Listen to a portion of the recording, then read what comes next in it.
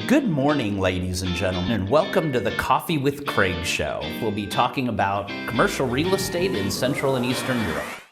So, good morning, ladies and gentlemen, and welcome to the Coffee with Craig show. We're here Thursday morning at MIPIM, which is third day, very busy, almost probably the busiest day of MIPIM. We have a lot going on. A lot happened at the Kiev stand, and we got Glamco stand up from us, and very busy. Big party tonight at the Panettone party, which everyone knows. And I'm here with Gary Morrell, our editor, and doing many of the stories in Southeastern Europe and based in Hungary, and also helping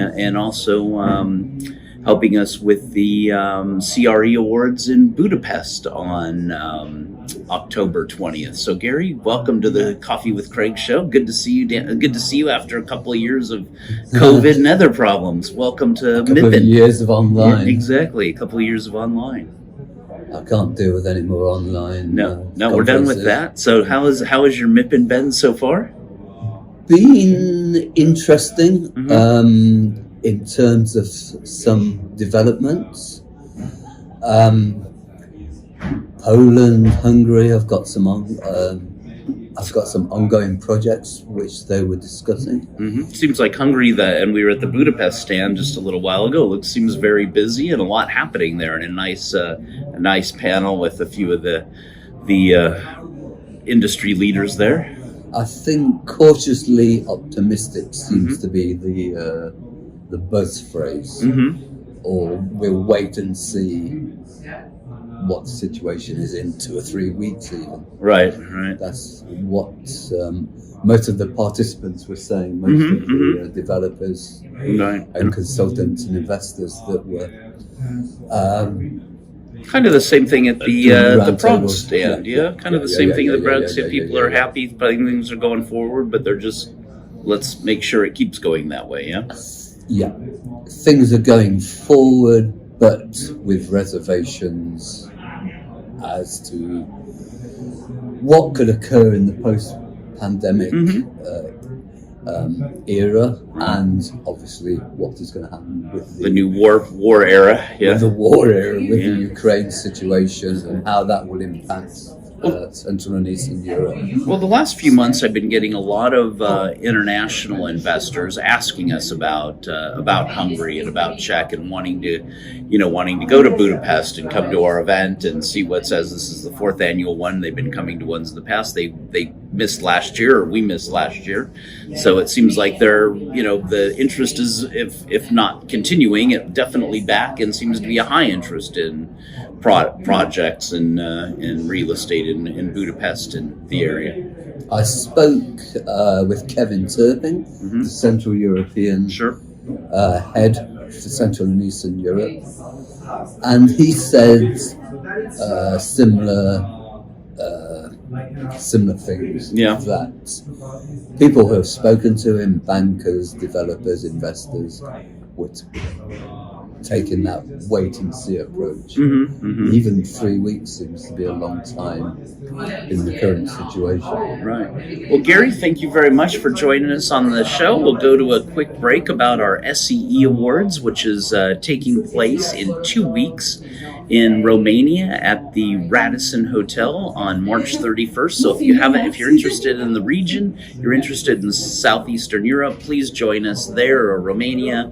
A lot going on in Bulgaria, Serbia, many things going on in Southeastern Europe. So please join us there, or you can take a look at our website, SEErealestateawards.com. We'll have a little commercial on that, and we'll be back in 20 seconds with Winston and the news. And enjoy the day. Welcome to the 17th Annual Europa Property Southeastern European Real Estate Awards and SCE Forum, held March 31st at the SAS Radisson Blu in Bucharest, Romania. With the most active international, regional, and local investors, developers, and property owners attending, this event continues to be the single most important in the region. The deadline for nominations is February 24th, and with seating limited and the Radisson Ballroom quickly filling up, now is the time to reserve your sponsorship package or corporate table. Good Thursday morning and welcome to the Coffee with Craig show, and here are the highlights from the EuropaProperty.com website. And today we'll start with Revetas Capital, who have launched a logistics platform in Poland, where they're going to acquire going to build a multi-phase sustainable development logistics park with around 55,000 square meters of GLA in an established location which is east of the city of Kraków. The investment will be a prime industrial logistics development and aims to achieve BREEAM excellent.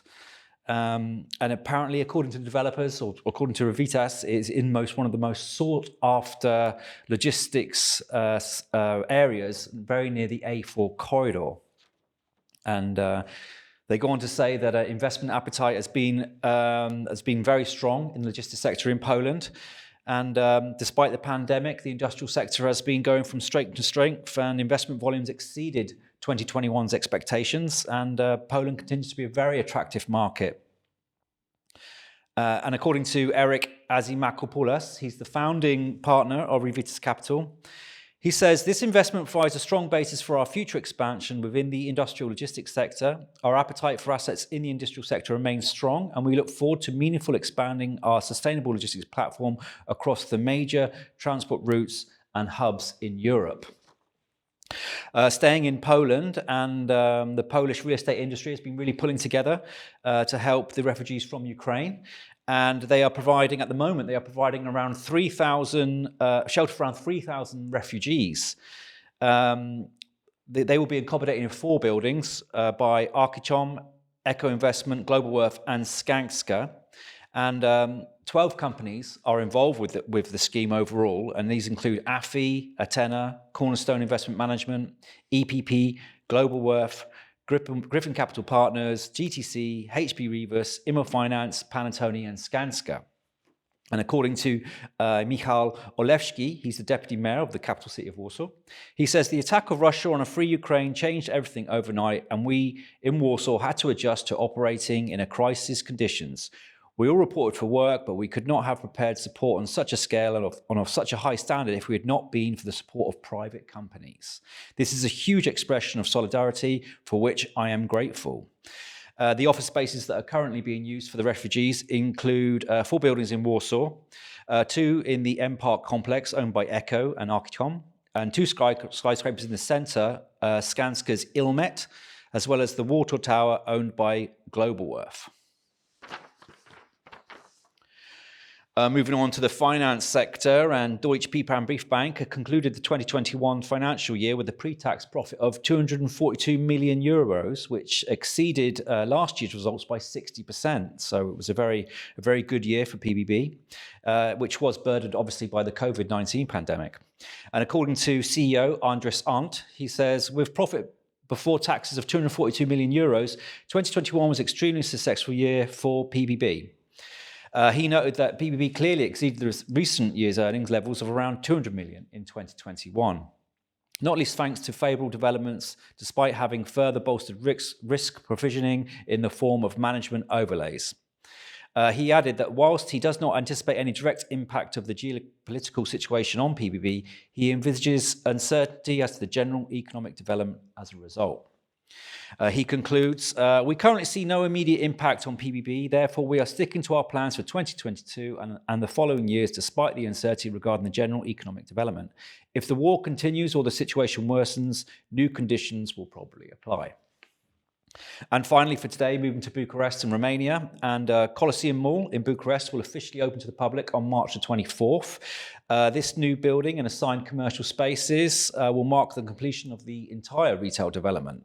And according to Mihai Dinu, General Manager at Colosseum Mall, he says, I'm pleased to publicly announce the inauguration of Colosseum Mall and the new shopping spaces. We have achieved this development in a difficult period marked by the effects of the COVID-19 pandemic and the unpredictable geopolitical context. But we are optimistic about the success and the role that Colosseum Mall will have on the retail market in Bucharest.